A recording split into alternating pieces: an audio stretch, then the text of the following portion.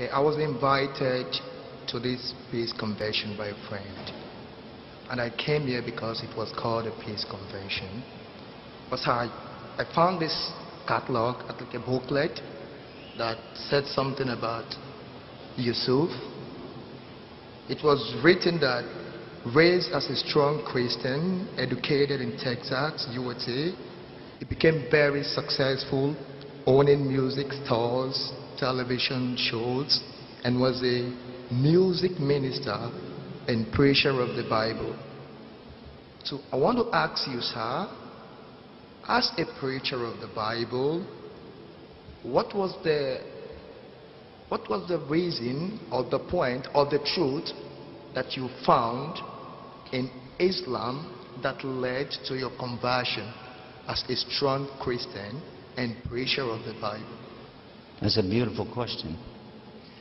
Because there's lights in my eyes, I don't know exactly where you are. Can you hold up your hand? I am here, sir. There you are. I'm sorry. Now I see you. Your name is Gabriel? Yes, sir. In Arabic, it's Jibril. That's the angel I was talking about. Thank you.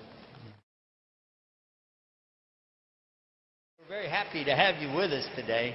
It's a pleasure to have you with us. And it's a pleasure for you to ask such a question in such a nice way. I'm privileged to ask you that question. I wish I was there. I could give you a big hug. Thank you, sir. Because when I was a Christian, see, I wasn't nice like you. You're nice. I was tough, you know. Because I thought I had to save the world, I'm going to go out and preach a message. And, you know, I'm still a little wacko, don't get me wrong, but not near as bad as I was. What I found, and this is important to know, what I found was in my Bible first. What I found was in my Bible first. Because I used to travel with a lot of the so-called preachers of Christianity. And some of the ones that I traveled with, they don't represent real Christianity, by the way, but I traveled with them, and I learned that I couldn't trust them. Especially when they would pick up the Bible and say, the Bible says, the Bible says. And afterwards I would say, it didn't say that. They say, who cares as long as the people think so. And so it bothered me so much that I started trying to really read and understand many different translations of the Bible. But they didn't match. So I said, obviously, you know, translation is not the real thing. I need to learn Koine Greek. I knew that the Latin, I'd already studied Latin, and I knew that the Vulgate was only a translation of Koine Greek anyway. So when I went to the Koine Greek, it was hard. That was really hard, because those characters, they're confusing, you know. I don't know if you know Greek, but it's weird Greek to me, anyway. Then I come to know that, oh, by the way, actually Jesus' language was a form of Hebrew called Aramaic, a form of Semitic language called Aramaic. And I had no clue what that was. So I tried to learn the Hebrew. Now, all along the way, I'm taking, okay, interlinear Bible. I don't know if you know what that is. That's when you have the word in English, and under it'll have the word in Koine Greek, and you can look it up. Now, people like Ahmed Deedat, Rahimahullah, and Dr. Zakir Naik, they have these giant computer brains, okay? I don't have that. Giant computer brains. They can process all this stuff in their head.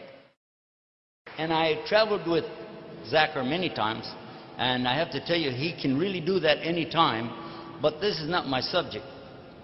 When I was studying it, I came to realize that there was a book called Strong's Concordance of the Bible.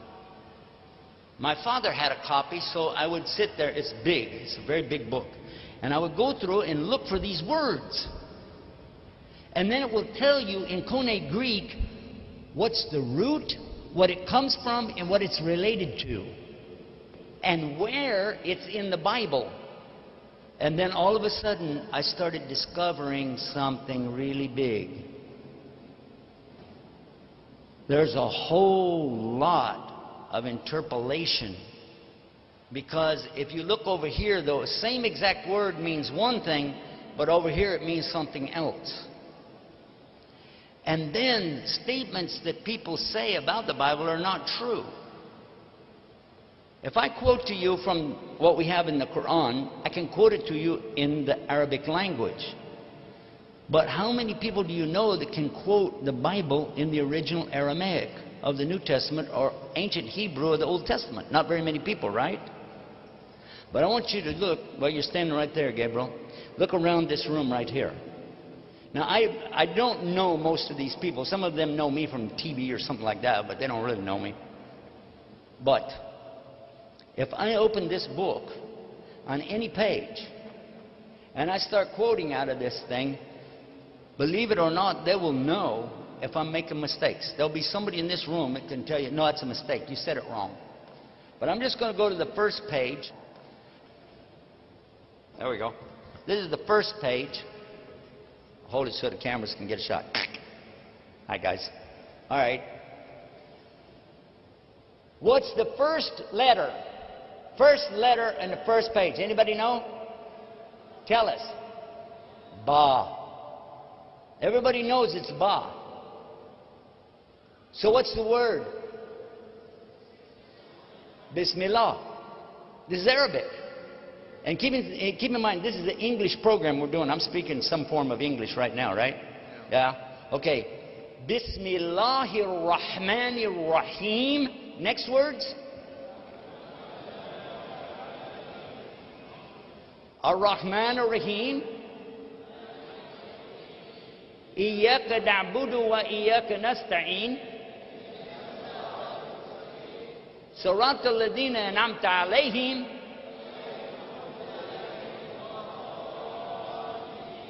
Ameen. You don't have to say Ameen except in Islam, but you know. Anyway.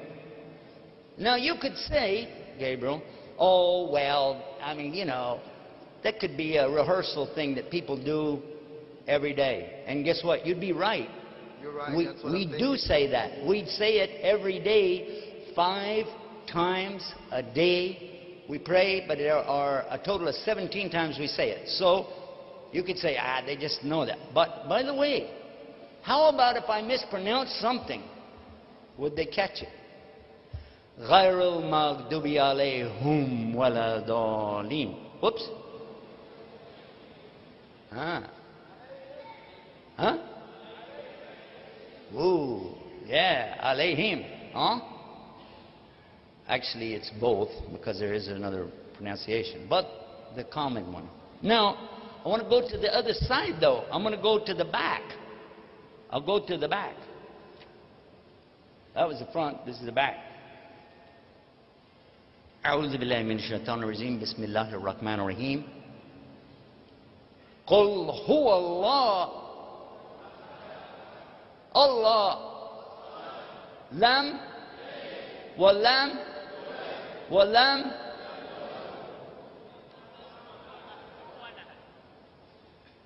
That's in the back. Whoops. How about the middle? It's not actually dead middle, okay, but it's close to the middle. In Adina.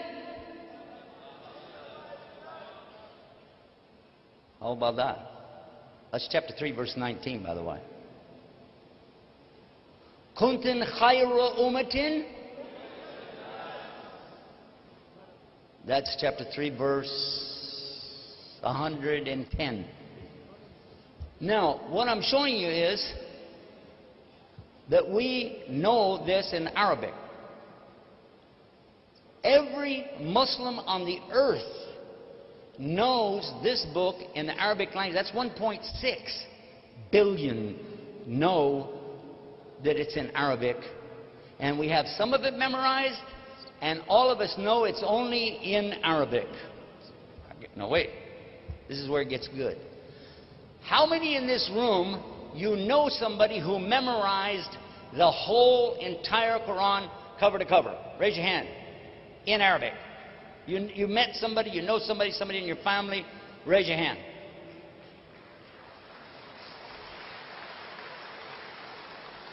I did this in a university in the United States. I said, now, for the Christians, raise your hand if you ever met anybody in your life who memorized the whole Bible in Hebrew and Koine Greek, and they just went, what? Is that the language? My point is not to put down the Bible. My point is to put down the people who lie about it. Because the more I studied the Hebrew and the Koine Greek, the more I began to realize that what I was learning from the Quran in English, I was reading English, Yusuf Ali, you remember? It was the same thing. Especially the one I read to you just now and they helped me with. Lam yalid wa lam yulad. Listen to this. I'm going to give you a translation of Scripture. God is not a man. And God is not the Son of Man. Is this in the Quran? Is it in the Quran? Yes. But I didn't quote it from the Quran. I quoted it from the Bible. That's in the book of Numbers, chapter 23, verse 19.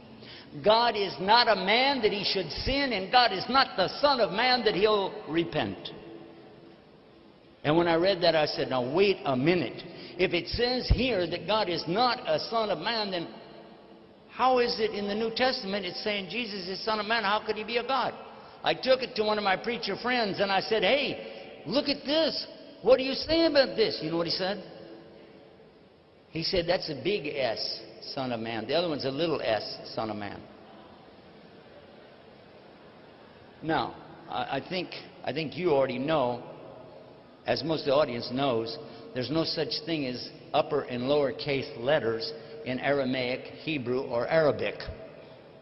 It means they lied again. And then another subject, saying Islam spread by the sword. Islam spread by the sword. I heard so many preachers telling me, get away from these Muslims. Islam spread by the sword. 604 pages, 114 chapters, 6,666 verses. Depending on how you count them up, guess what? And many words in Arabic for sword. Sayf, Muhammad, Hussam, I think 16 words for sword. Guess how many times I found any of those words in the Arabic? 0. Not once. In the Bible, just the word sword. Over 200 times. Oops. Wait. You asked me. I'm just telling you.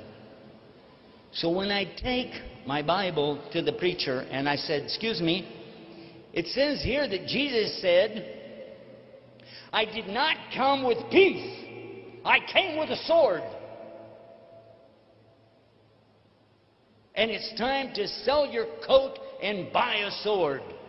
What did that mean? You know what he said? Listen to this.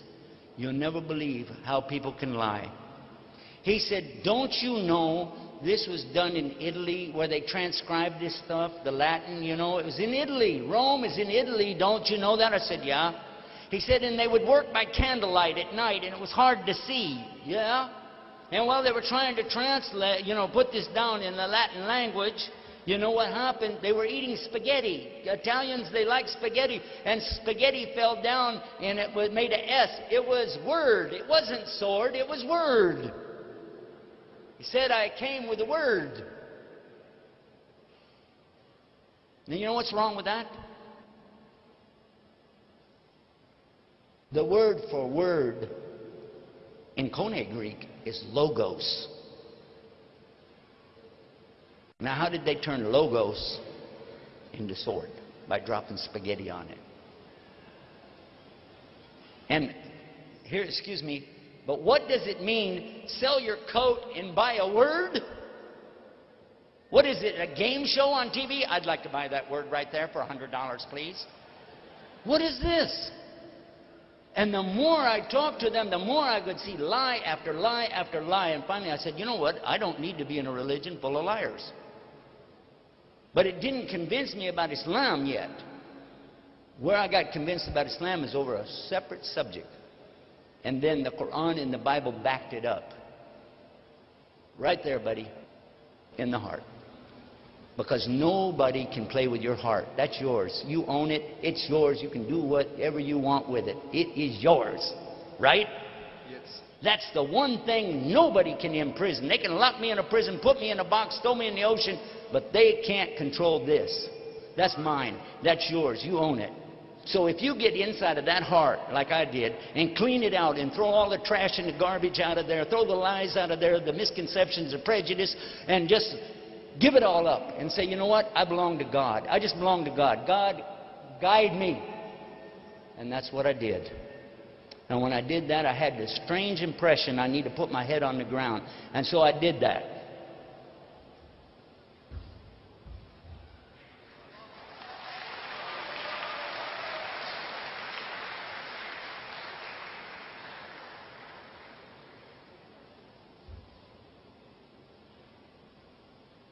And with my head on the ground, I said these words, Gabriel. Oh God, if you're there, guide me. And when I got up, I realized something. I'm the one with the problem. The world's not the problem. I was the problem. And from that day to this day, 19 years, I'm saying the same thing every day, 17 times a day. Ihdina sirata mustaqim, guide us to the straight path. Ihdina sirata mustaqim, guide us to the straight path. And I'm going to tell you something. I'm not psychic. We don't believe in psychics and magic and all that stuff. We don't. But I'm going to tell you something. And now you brothers and sisters, are going to see something strange. Because Gabriel and I never met. We're not setting this up. He doesn't even know what I'm going to say. But Gabriel, you've been praying in your heart, asking God to guide you, or you wouldn't be standing there right now. Is that true or false? That is true. There you go. There's your verification. He said that's true. And I know it because I've been through this again and again and again. Thousands of people I watch come to Islam again and again, just like Gabriel. They're looking for truth.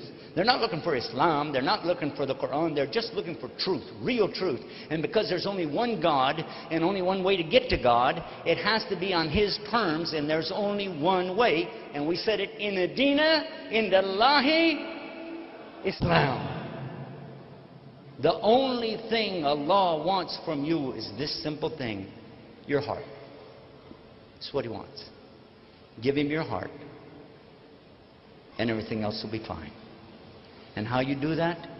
I'm going to give you 5 words in the English language. They have to be all at the same time. Surrender, submission, obedience, sincerity, and peace. Do you want those things in your life?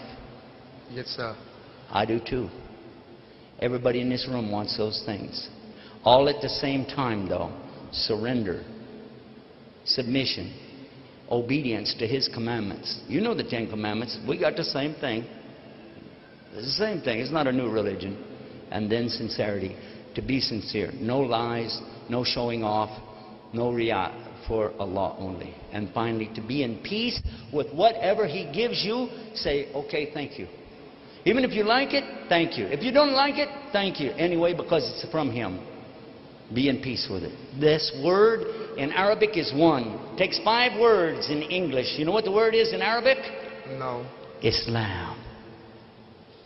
Islam. Really? That's the word.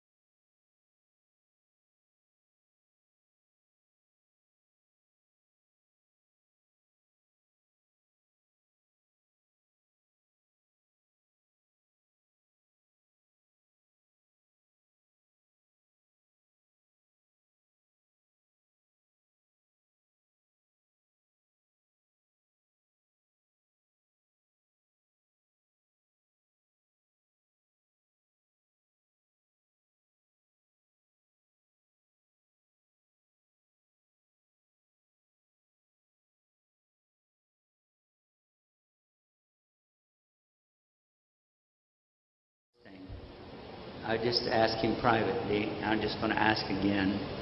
Just confirm that you believe that God is really only one God. I do believe there is Okay. only one God. So now say after me, I swear I swear there's no God to worship except Allah. there is no God to worship except Allah. And I swear And I swear that Muhammad is his prophet. that Muhammad is his prophet. Allahu Akbar.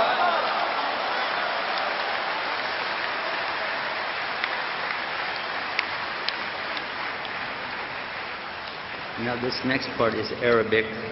It means the same thing, but when you say it, you're going to be saying the language that God sent it down in. The same language similar to Jesus and Abraham and Muhammad. You ready? I'll help you. Okay.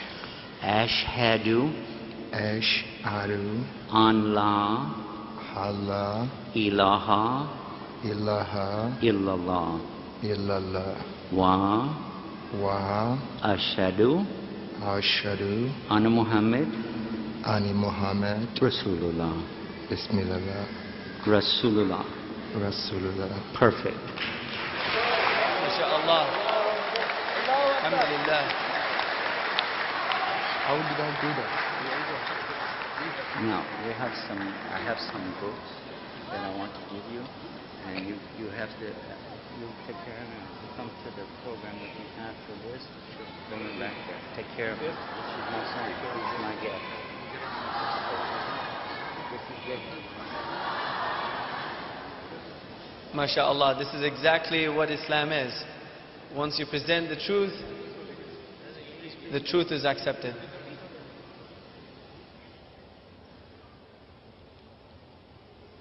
Shall we take the next question from the sister side?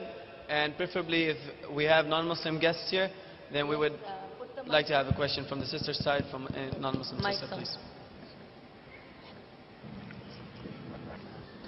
Bismillah, alhamdulillah, wa salatu wa salam, Rasulullah. Assalamu alaikum rahmatullah. While we're getting the question up, I wanted to say something to you. I want you to listen carefully. Gabriel has just entered Islam. A lot of us need to do the same thing. And you know what I meant by that. We have Muslim names, but do we really put it into practice? My new brother and I were just crying, holding each other. And I was reliving the experience of 19 years ago. And I needed somebody to hold me then and cry with me. Because what's happening, the reason we cry, you don't know this, we do. Because we feel this rahmah of Allah, the mercy of Allah coming over us, which is washing away the sins since the day we were born. It's the message Jesus preached. It's the message John the Baptist preached. It's the message that Muhammad sallallahu alaihi wasallam preached. That if you accept God as the one and only Savior, all your sins are forgiven and you're newborn just like you came out of your mother. This man, Gabriel, has no sins at all. He is pure in front of Allah. His prayers are being accepted right now, whatever he prays for. And Gabriel, I'm going to ask you with me right now, will pray with me, just say Ameen. I say Allahumma, O Allah, give Hidayah to Yusuf Estes, say Ameen. Ameen. And for all of us, Ameen. I was collecting my commission check up front. Okay, now one other thing. Do we have anybody else who is with us that's not Muslim? Anybody else today not a Muslim? Raise your hand. Assalamu alaikum. Wa alaikum salam rahmatullah. Brother, there's a sister here who's a non-Muslim. Her name is Sol. Oh, And she mashallah. wants to take Shahada today, inshallah. Allahu She's made up Akbar. her mind. Allahu Akbar. Okay, because we like to give special privacy and brother, consideration to the sisters, I'm not going to go back there. I'll do it from here, okay? Yes, brother, but go slow because she's very nervous and shy. She wants you to just say slowly. She will, inshallah, repeat after you. I swear I swear there's no God to worship there's no God to worship except Allah. except Allah, And I swear and His word, Muhammad is his messenger. Muhammad is His messenger. Allahu Akbar. Allah. Now we'll do the Arabic real slow. Ashhadu Ashhadu an la an la ilaha ilaha illa illa Allah Allah wa wa ashhadu ashhadu anna Muhammad al-Muhammad Rasulullah. Rasulullah. Allahu Akbar.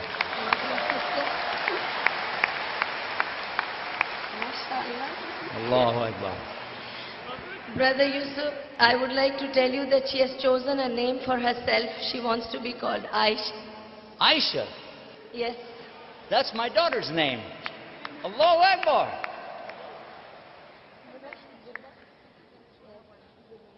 You know what? When I was in Germany with our brothers there, they brought one up on the stage and he made Shahada. And then another one came on the stage, and each time I would say, is there anybody else? Is there anybody else? You know? And they Brother, kept you- coming. Yes. There is another one here. Allahu Akbar. Subhanallah, Subhanallah, Subhanallah. Allahu Akbar. What's your name? Hani. Okay, her Allahu name is Akbar. Hani, and she wants to also take Shahada, inshallah. Allahu Akbar. Okay. Just repeat after me, sister. Okay. I swear I swear there's no God to worship there is no God to worship except one God, except one God, Allah. Allah. And I swear And I swear Muhammad is his messenger. Muhammad is the messenger. Allahu Akbar. Okay, now the Arabic, if you say it slow after me, it'll be easy for you. Ready? Okay. Ashhadu Ashhadu an la an la ilaha ilaha illallah illallah wa wa ashhadu ashhadu anna Muhammad anna Muhammad Rasulullah. Rasulullah. Allah.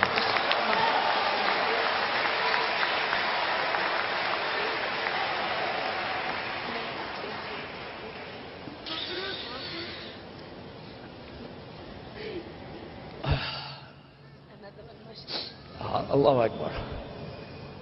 I was telling you about happened in Germany. I kept saying, who's next? Who's next? And they would, when we were finished, they would say, okay, let's go. I said, no, ask who's next. Finally, because almost everybody there is not Muslim, I said, who in the audience would like to be a Muslim? And they all stood up. 1,250 people took Shahada all at the same time. Allahu Akbar. And just like today, and since the time of our Rasul Sallallahu Alaihi Wasallam, it has never been by us. It's been by Allah. Allah is the one who guides, not me, not you, not even Muhammad Sallallahu Alaihi Wasallam, because the Prophet Sallallahu Alaihi Wasallam wants his uncle, Abi Talib, to accept Islam. And he didn't. And what did Allah say? He's talking to Rasul Sallallahu Alaihi Wasallam, but he's talking to us too. Verily you do not guide the one you love. Rather it is Allah who guides to his straight path. Today you and I have witnessed 3 people enter into this guidance. The guidance of Allah, while we were talking about his Habib, the Rasulullah Sallallahu Alaihi Wasallam. What a beautiful gift that Allah let us be a part of to see it. Because whoever is in such a jama'ah as this, inshallah, is also receiving the rahmah, the maghfirah of Allah as well. So this is more important for us than anything else, because this is the salvation. Allahu Akbar. Is there time for any more questions? He's saying time out. Either that or he wants me to play a soccer game with him, I'm not sure. Do you know something? I wish right now I could hug all of you Really. Well, I'm hugging you. Get ready. Because I love all of you so much. Gabriel, you'll be with me later. They're going to bring you back to where we're going to be. We'll talk some more. I have some things to give you. The sisters, please also bring the sisters over to the same place so that they can, we can visit with them. We need to give them something. You understand what I said? We have another. Assalamu alaikum. Sorry, brother, again. There is another one. Subhanallah. We are very Allahu lucky Akbar. to be.